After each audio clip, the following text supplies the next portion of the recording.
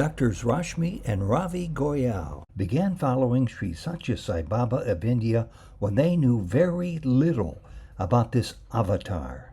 We are skeptics and we do not believe in him at all at this time. It was during this period that strange events involving Sai Baba began to occur, as Baba in India appeared to Rashmi in America right before her eyes. Do you mean to say this man appeared in the flesh in front of you? Yes. Well, don't skip over that lightly. Tell us more about it. You're both scientists. You're both professionals. How do you account for such a phenomenon? We had never heard of it. We never saw this before. And then other strange occurrences. In 2021, in the midst of his own delicate eye surgery, Ravi Goyal found himself in great physical danger. During the surgery, there was a bleeding, and it was an uncontrollable bleeding. But this bleeding would not stop. The surgeon later told Rashmi that he thought of closing the operation in order to better assist Ravi as quickly as possible. He described it to Ravi's wife Rashmi this way. The moment I thought this of closing, immediately I hear the word Sai, and the bleeding stopped. So, who said this word, Sai? Ravi was under general anesthesia. He certainly didn't say it. The surgeon was confused. It was a complete mystery. Then I asked him, how did the surgery go? He was still very quiet. And after a while, he said, I didn't do it. He did it. God did it. Sai did it. Sai Baba completed Ravi's surgery? How could this happen? Did that make sense to you? It did not make sense, but we accepted it fully. And I'll tell you, Ted, coming from a background in India, we just accept this. Even we can't believe ourselves. It's all his grace. We should not take anything for granted. Welcome to Souljourns. This interview with Doctors Rashmi and Ravi Goyal occurred in Florida and in California on December 31st, 2022. Doctors Rashmi and Ravi Goyal, thank you for joining us on Souljourns today. On the personal side, you've been friends to Jody and me for many, many years, and our journey has overlapped in interesting ways. Maybe the best question to ask you first of all, and Rashmi, we'll start with you. How did you, and I know the answer, but I'd love to hear you flesh it out better. How did you come to Swami's side? Well, that's a very interesting question. In 1986, I was doing exercise during winter months, and Ravi was sitting there. All of a sudden, what I see, a man with a curly hair and orange color robe appeared in front of me. I was so stunned. Who is this person? And then Ravi said, what's the matter? Because he saw me, I stopped and just looked around, and then he disappeared. After that, for many years in 1996, I didn't have any contact, or I didn't hear anything about him. Do you mean to say this man appeared in the flesh in front of you? Yes. Well, don't skip over that lightly. Tell us more about it. You're both scientists. You're both professionals. How do you account for such a phenomenon? We had never heard of it. We never saw this before. And it's just routinely, I was doing exercises and in the same room, and Ravi was just making his notes, studying. And when he saw me, suddenly I stopped. And he said, what happened? I said, a strange man appeared. And he appeared, and then he disappeared. I was really confused, very confused. I'm surprised you didn't scream out. I think I would have. No, I was so shocked what happened. And you didn't recognize him? No, at that time, no. You had no idea who he was? I had seen his picture somewhere, but you don't pay much attention. Then I thought, this man with the curly hair and orange color robe, I think I'd seen the picture. He's the same guy we see standing behind me right now. Yes, yes, we do. Yes, exactly. Yes. I've heard this story, but I have to tell you, hearing it again as the camera is rolling for this Zoom interview, it's a phenomenal account. It isn't unique. I've heard of other people having similar stories, but Okay. yours is one of the most original, just out of nowhere, showing up before your eyes. Yes. And he never said a single word to you. He did not. He just came and stood in front of me, and then he disappeared. And how long was that? You're a scientist, so was it 5 seconds? Was it a minute and a half? What was it? It wasn't a minute. It was just a few seconds, 5 to 10 seconds. Yeah. And you hadn't been thinking of him because you wouldn't have known to think of him. Not at all. Not at all. So Ravi comes in and says, "What's going on?" What do you tell him? I said, a strange man with curly hair, orange color robe. He appeared and he's gone. And he said, really? Because he was surprised too. What happened? Ravi, did you proceed to take your wife's pulse to see if she was okay? We were both flabbergasted. Of course, we then learned that it was Sathya Sai Baba, and we had been with Shri Baba at that time. We had not really gone to Sathya Sai Baba. So we said, well, there may be connection, but nothing happened until 1996. Go ahead. In the interim, did you just simply forget about it, Rashmi? Did the thought just leave your mind? Yes, it did. And then in 1996, correct? Yes. All of a sudden, you are reintroduced to Sri Sathya Sai Baba in a most curious way. Explain that. He came in my dream, and we were in Perthi. We had 3 dreams, one back to back. Go ahead. Yeah. You can tell me first one. Okay. The first dream, we were in Perthi, and Swami comes, and Rashmi asks, "Sir, I have seen you before." In the dream. Then second dream, go ahead.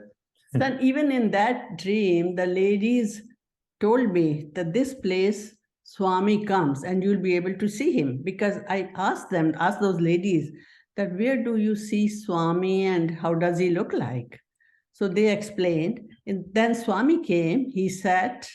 And then when I said, "Sir, I had seen you before," he took my hand and put it in between his hands. And then he kissed me on my right cheek like a little girl. What a beautiful dream. But at that time, I didn't know anything. And then dream finished. And this was on Thursday, early morning, around 5 to 6 a.m. Are you starting at all to put 2 and 2 together to try to connect the links between years ago and that dream? No. We didn't actually, since we now looked into our notes and then thought, oh my goodness. Okay, third dream. Mm-hmm. The next dream. Yeah, second dream. The next dream, Swami comes and gives Pad Namaskar. Yes. Go about this. This is very interesting. Yes. So in this dream, he comes in front of me and put his right foot. I didn't understand to start with, what is he trying to say? But he kept insisting that I should bow, and which I did, and that was it. Then he disappeared. Do you remember where he was? Might he have been in an ashram, or was he in your living room? No, he was in the ashram. Okay. And then next morning, I went to pray in my shrine. I couldn't do it. It's just I couldn't concentrate. And this thought started going in my head continuously. Bring my photograph and put it in your shrine. Bring my photograph. And we didn't remember anything like his photographs. I think in between, a friend of ours, they had some party, I think graduation party for their son. Is this Shivangani? What's that? Is this Shivangani? No, it was someone else. Someone else. Okay. So she had given a photo. As we were leaving, she was giving photos to everybody. And then that photo, we came home, put it in our nightstand, and forgot about it.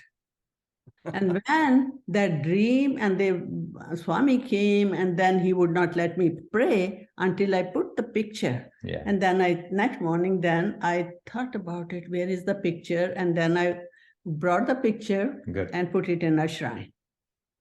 Wonderful. And then what happened? Another dream of a few months later, and all this is happening in 1996, in 1 year. Go ahead. Yes. The third Keith, dream. when we are both in Perthi. Go ahead. Ravi and I, we are both walking in Perthi.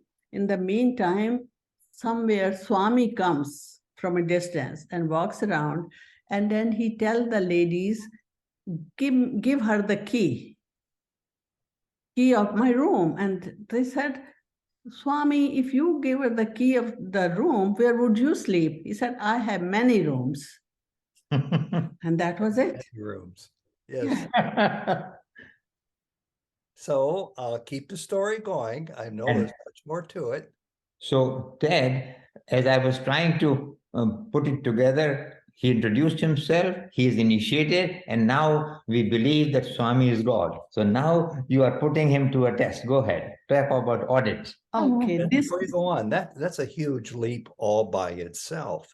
We are still in 1996.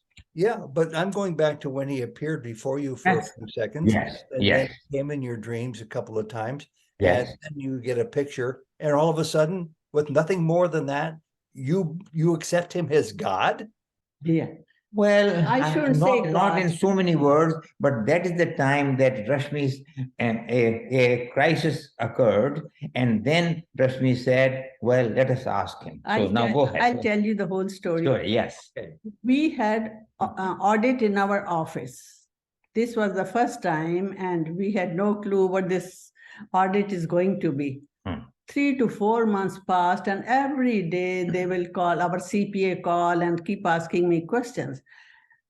Then on 31st of July, 1996, I got so flustered, and really, I thought, I don't know who can help us just to finish it off. Results, I don't care.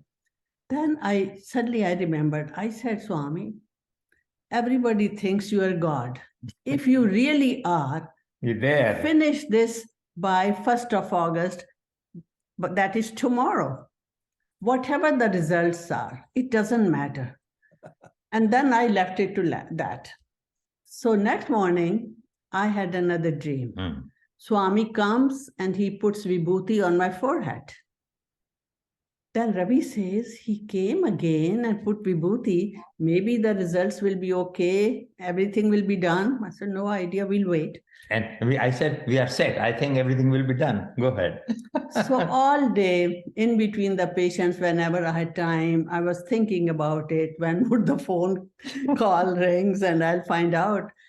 Until almost 5 o'clock, nothing happened. I said, no, people all make up all these stories. Nothing is going to happen, and he's not a God. Exactly. At 5 o'clock, our phone rings, and our CPA, and he said, Rashmi, guess what? It's all done, and it's very, very good. There is no problem. They were very pleased. I was so relieved. I didn't believe it could happen in 24 hours, but it did happen. It did. Well, that's definitely another sign. These Yeah. as Baba devotees know, these interesting spiritual pranks or jokes are both amusing, but they're also very important for all of us to contemplate. Profound. Okay, Yes. So then you still haven't gotten to the part of the story that I remember when you met a mutual friend of ours who was to become a spiritual guide for all of us, all 4 of us, Jody and me, and the 2 of you. Yes. So you keep going with your story. Now Ravi will go. Take over. Well, very interesting. So far, now I think we say we must go to Perthi. So we said, okay. So this is another experience. And you know about this much of Sai Baba, correct? Yes. We are skeptics and we do not believe in him at all at this time, despite the fact that he has shown us his omnipresence or omniscience, yet we're not sold out yet. So a friend of ours, he arranges a person to go with us, to take us through the anatomy of the ashram, because we had never been there. So we go there, and guess what? I'm sitting in the men's side, and with the person, Rashmi is obviously on the ladies' side, and Swami is giving his discourse. For 1 hour, Swami is giving his discourse. Let me interrupt. Yes. This is on Christmas Day. On Christmas Day. Yes. Okay. So Swami is giving his discourse for 1 hour, and constantly I'm not listening one word. I'm saying, Swami, in Hindus, husbands and wives sit together when they come to Swami, and if you are God, this doesn't make sense. He's talking, and I'm constantly talking. I have no knowledge why I was going on. And suddenly a gentleman comes, he says, Sir, you are from USA. I said, yes. Sir, I am from Toronto. I said, oh, I see. Sir, do you want to have a close darshan of Baba? I said, yes. So he said, listen, as soon as this talk finishes, go over there near the temple, line up, and you will be able to get into the line. You will sit in the temple, you will have a close darshan. I said, okay, that's fine. So I did. And sure enough, we are sitting in the temple. Swami, we are waiting for Swami, he hasn't arrived. And I'm closed my eyes, and bhajans are going on, and I get a tap on my shoulder. He said, sir, it was the gentleman who was helping us. He said, sir, madam is sitting there.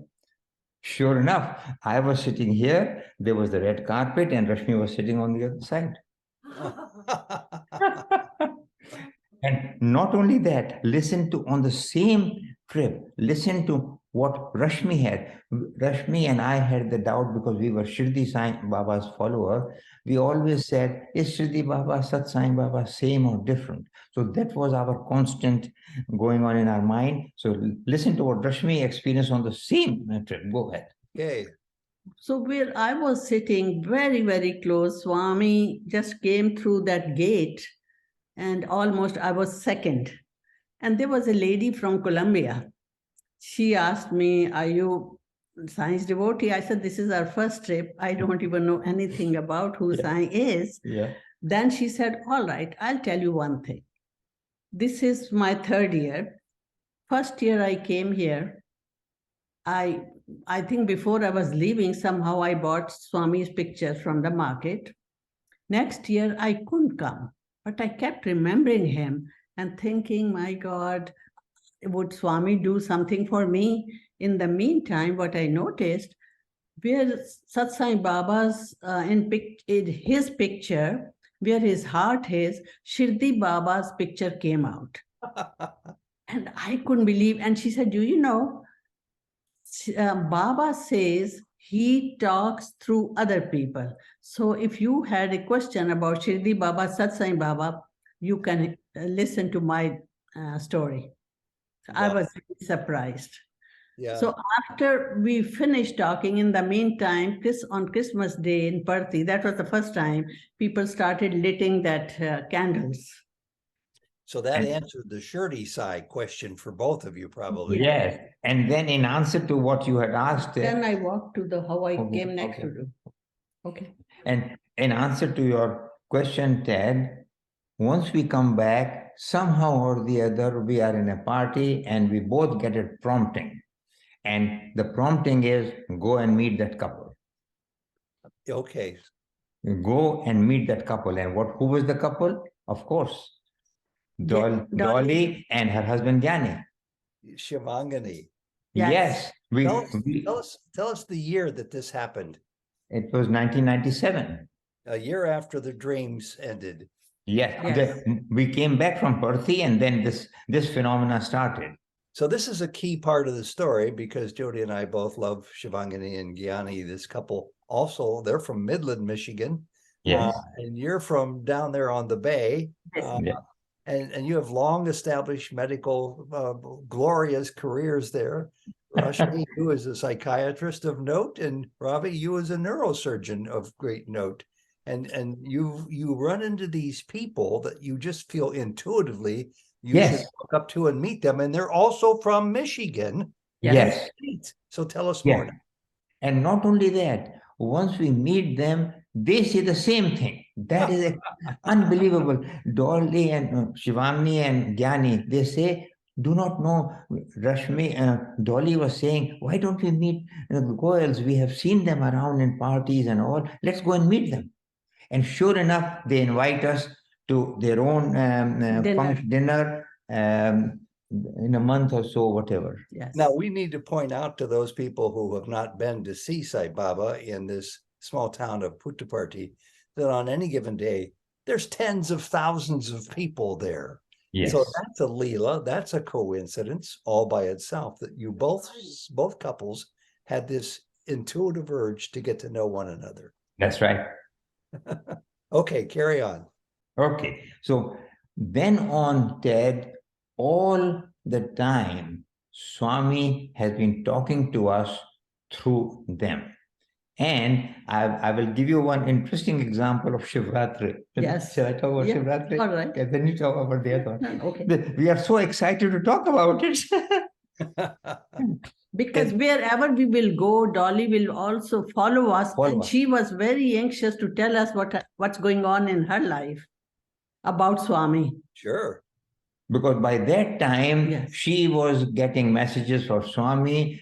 And if she will get one tiny message, the phone will ring and she will talk to us. Oh, boy. So she had a direct line. And he had direct line. Yeah. And in Shivratri, we were going to her house, but once there was Shivratri and we had to go and stay all night. And next day I had operating room. So one afternoon, Rashmi and I said, listen, I don't think it is too tiring. We won't go this time. We will pray from here. We have kept a fast and next morning I'll be too exhausted. Guess what?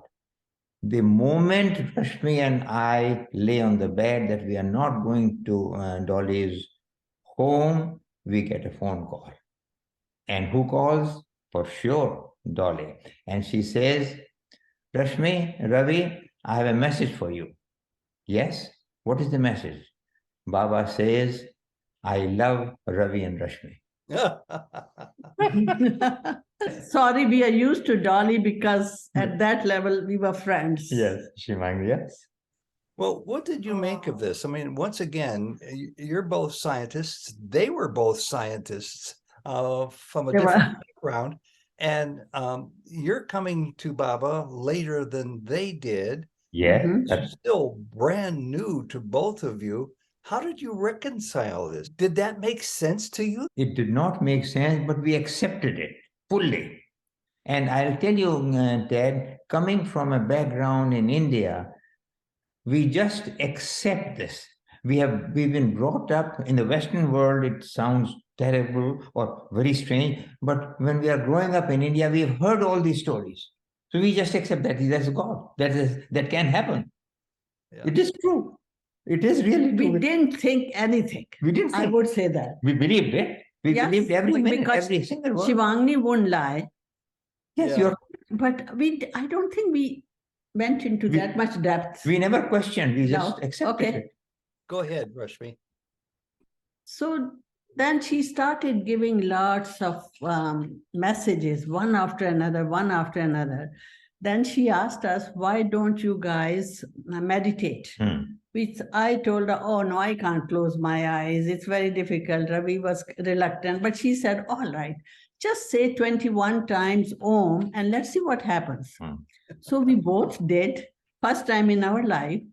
So after a while, we were meditating. Suddenly I saw Swami came and he was holding an urn, probably brass, on his head. And there was flame coming out of it. I was so amazed what I'm seeing. So after we just opened our eyes and I called Dolly, I said, look, this is what I saw. She was quiet. I don't think she expected this, that how come first time they are doing and Swami, how can he come? So next day she calls me back. She said, you know, Rashmi, Swami showed me the flame you had in your meditation. So And he told her. yes, he told her, you can call Rashmi and tell her this is the flame she saw. So now somebody we knew he is the person who's keeping an eye on all of us. What a great first meditation period you had. You're right. Oh, we didn't expect because we never meditated and just, it doesn't happen now. That time, I don't know why it was happening, all these things. Yes. Now, maybe we are involved with so many things. I don't really know, mind doesn't settle. Ravi, we haven't heard a lot from you yet about your particular story, and I know you have a great one to talk about. So what happened? Okay. So in August of 2021, I went for cataract surgery. Pre-op, everything was fine. There was no reason to have any complications or whatever, straightforward. And this surgeon we selected, he has done thousands and thousands of cataract surgeries. I go for a cataract surgery. Generally, it takes about 15 minutes for cataract surgery to go through. It so happened that it took longer than that. So I'm under anesthesia. I have no knowledge what happened. So the whole highlight of the story, Rashmi is going to tell, because the doctor comes out. He comes out to talk to Rashmi, and Rashmi told me, you will see, I'll just say one sentence. He comes there and he is absolutely quiet. He does not speak a word. So now you go ahead and tell what was your impression. What did he say? It took really long time for this such a small surgery. I kept waiting. It took really, I was getting anxious. At last, the door opened where you go for consultation, and also the surgeon will explain to you how did the surgery go or if there was any problem. So he came in. I was standing. It was very quiet. He didn't say a word. So I was really getting anxious. I said, oh, how did the surgery go? Then he sat down, still very quiet. And that was making me very anxious too. True. I wanted to know. Then he said, oh, I didn't do the surgery. He did it. God did it. Sai did it. And when he was doing that, he was giving, because I didn't understand what was he talking about. He could understand that I am not understanding really who did it and what. I said, oh, what happened? He said, he pointing out, he did it. God did it. Sai did it. So then I said, oh, what are you saying? Then he explained. He said, I have done thousands of patients, never seen or had this problem. And this time what happened, the bleeding started and it won't stop. I did everything possible. Then I reached to the point where I thought I am going to just close up and I will come back some other day. And he then mentioned, the moment this thought came to me that I'm going to close and come back another day, suddenly I hear the word Sai. And the other people who were in operating room, they said, what is he saying?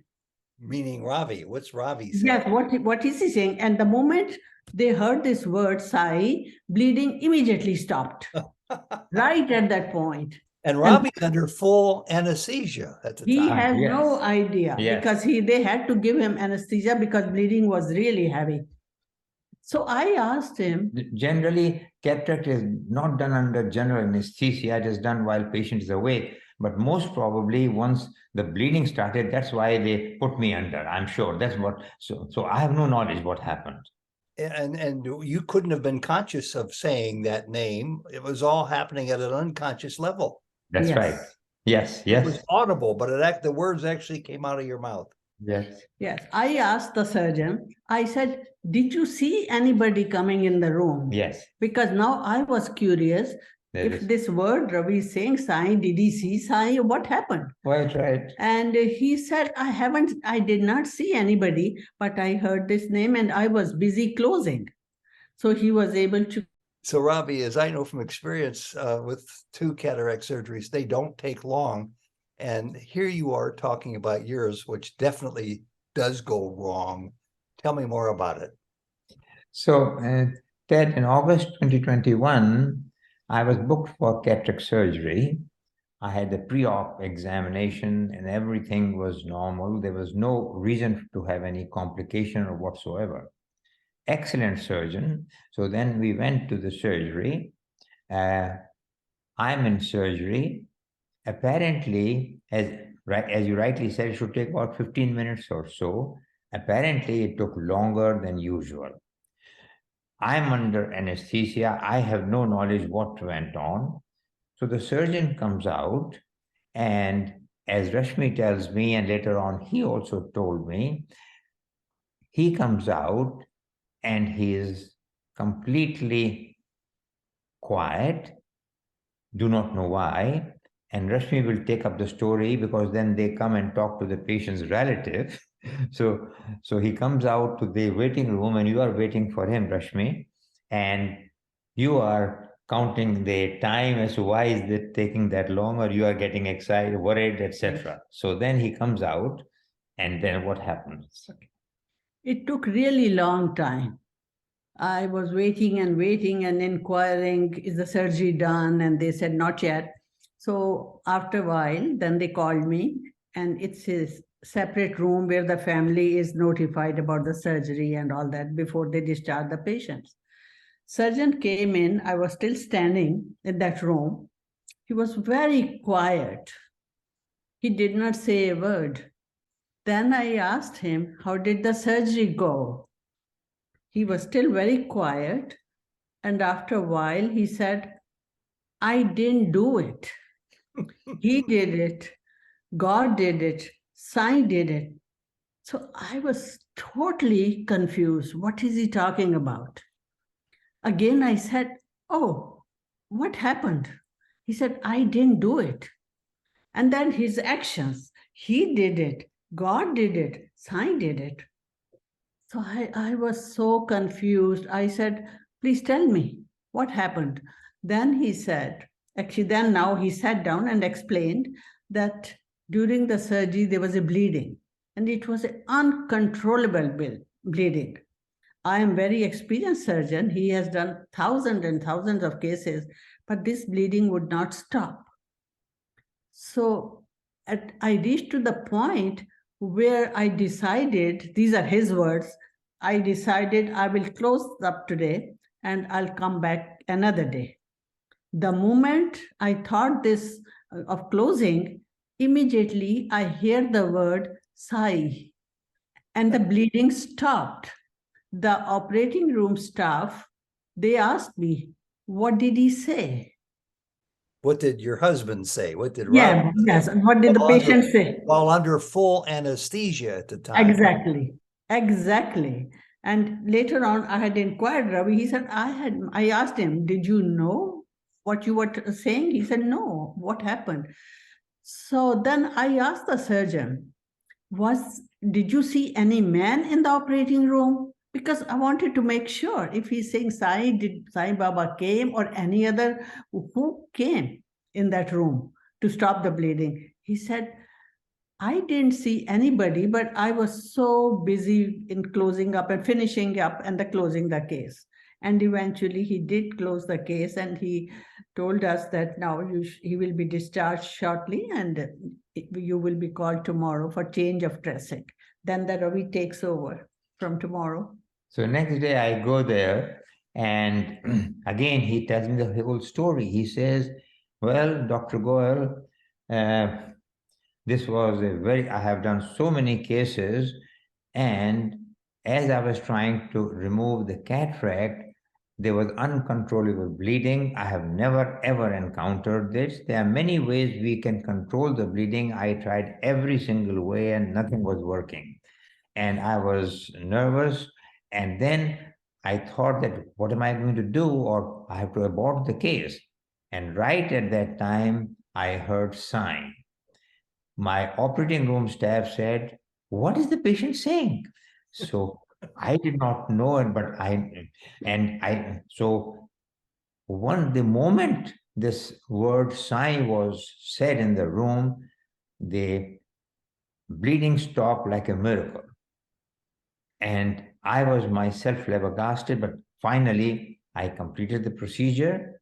And then he sit back and he says, Doc, what do you do?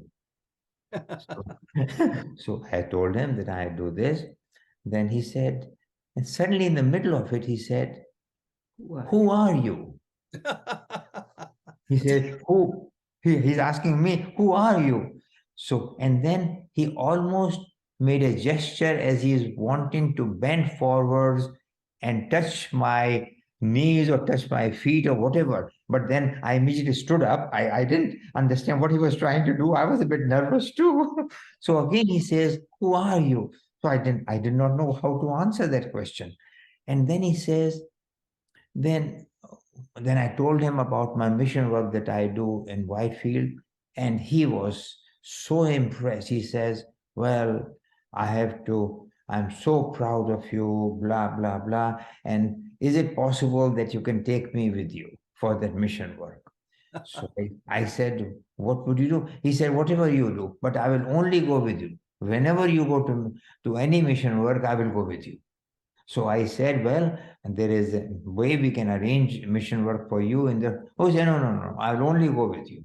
So so the opportunity has not arisen, and he also said, surgeons have ego. And he said, I have really learned a lot. And he kept saying, I think he said is, who are you? On the third visit also. I think who are you? So that was my story. It must have been very humbling for him because we all have ego, and certainly no exception. And we all think we have a certain amount of power greater than perhaps the person across the street. But he's in a very, very dicey situation, moment by moment with you. Yes. Someone, somehow, a greater power. His assistance came to him and rescued you. That's how I see this. He must have been really, really flummoxed by it all, puzzled, but he had you to think it through more clearly. That's a great story. So you two have had a long time to digest the full significance of this. Rashmi, let's start with you. What do you make of this experience? I think for a few weeks, I was very upset also why it happened. And I remember next day when he asked us, oh, Ravi had gone and he had this scan, and he asked us that if we would like to speak, because nobody had seen such case like that, if we would be willing to speak to one of the research fellow. And I said, no. The case report. Case report. Because I was already so upset with it. It was hard for me to say the whole story again. Emotionally, it was draining for me. So I refused. And he understood that. So tell us more about that point and about how you prepared for this surgery. Were you chanting to yourself, Sai Baba? No, not at all. I was not chanting, but as always, whenever I have gone for any procedure, I do remember Sai Baba all the time, but not actually verbalizing it. But yes, I have been thinking about Sai Baba once I was in the pre-op room getting prepared for surgery, that's for sure. And in terms of Sai incidents, what I was trying to tell you is that somehow or the other, does it mean that Swami is teaching him something, or Swami is transforming him, or whatever? He has used me as a vehicle to transform him or to make him more humble. I do not know. To transform us. And to transform us, of course. For us, for sure, because that shows that Swami is there for our protection no matter what. So that gave us a lot of confidence and security that Swami is there. If anything is going wrong, he will be there. So that is our understanding. But I was trying to tell you that, yeah, it may be for him for him to get the credit for whatever. And I underscore what Rashmi said when she chimed in a second ago by saying to transform us. I'm of the opinion that everything that's out of the ordinary, that's supernatural, that's miraculous, Yeah. benefits not just one person, but Yeah. all, even those who hear about it. This is a first-person account, first person in that you are the one with plenty of witnesses who heard come from your lips the name Sai. Yes. And the coincidence about how your emergency ended. Yes. Full stop, right Absolutely. there. And you were not even conscious at the time. It's just amazing. I'm so happy that you had a chance to explain this to us the way you did, both of you. A final word from both of you about anything having to do with Sai Baba, where you are now, and your belief and your acceptance and in your love of him. I personally feel whatever happens, that has to be his grace. Both of us were totally naive, not into any rituals in our life. And Swami chose us, kept giving us dreams and all. We didn't believe at that point that when God comes in your dreams, or Swami or anybody, actually recently somebody told us, actually, when you see in dream, they visit you. I don't know how far is this truth about this, but often we wonder, I don't know why he decided to get so many dreams, one after another, one after another. Even we can't believe ourselves. Oh, that's great. It's all his grace. We should not take anything for granted. Certainly is. Ravi? All we can say is that we have to just pray and thank Swami for whatever he gives. One thing we have learned ever since we have come to Swami is previously we questioned and were worried, but now we say, Swami, it seems that is you're washing off our karmic debt, and we are thankful to you for that. Yeah. Can we say that with full confidence? We try to, but we do struggle many a times. That is the truth. But at least we are trying to accept that as our karmic debt. He's washing off our karmic debt, and we have said that many things which we have happened, if they were to happen at that time, we would have been completely gone.